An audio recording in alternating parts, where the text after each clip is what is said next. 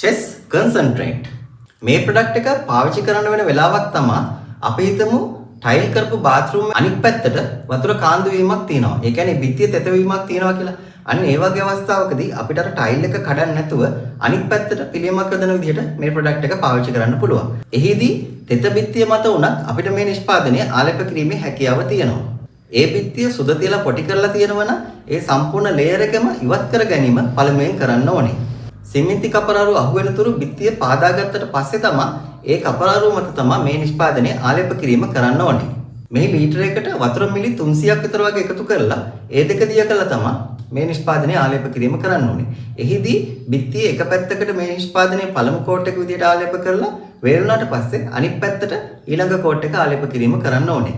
මේ විදිහට කෝට් දෙකක් අනිවාර්යයෙන්ම ආලේප කිරීම කරන්න ඕනේ. මේ නිෂ්පාදනය ආලේප කිරීම සඳහා තීන්ත බ්‍රෂ් එකක් පාවිච්චි කරන්න පුළුවන්. මේ කිලෝ එකකින් වර්ග අඩි 10ක් පමණ ආලේප කිරීමේ හැකියාව තියෙනවා. මේ නිෂ්පාදනය පාවිච්චි කරනකොට වාසි විදිහට සලකන්න පුළුවන් මේක තනි 1K නිෂ්පාදනයක් හින්දා වතුරත් එක්ක දිය කරලා ගන්න තමයි තියෙන්නේ. ඒක පහසුයි. අනිත් දේ තමයි මේක වතුර ටැංකිය වගේ තැන් වලට පාවිච්චි කරන්න පුළුවන් කියලා සඳහන් කරලා තියෙනවා. ඒ කියන්නේ මේක විෂ ද්‍රව්‍ය අඩංගු නැහැ කියලා සඳහන් කරලා තියෙනවා. ඒ වගේම තමයි හෙත සහිත බිත්ති සඳහා ආලේප කිරීමේ හැකියාව තියෙනවා. ඉතින් ඔබගේ බිත්තිවල සුළු waterproofing වැඩ සඳහා මේ නිෂ්පාදනය පාවිච්චි කරන්න පුළුවන්. මේ නිෂ්පාදනය buy1no.com කියන අපගේ වෙබ්සයිට් එකෙන් ඩිස්කවුන්ට් එකක් ඇතුව ලබා ගන්න පුළුවන්.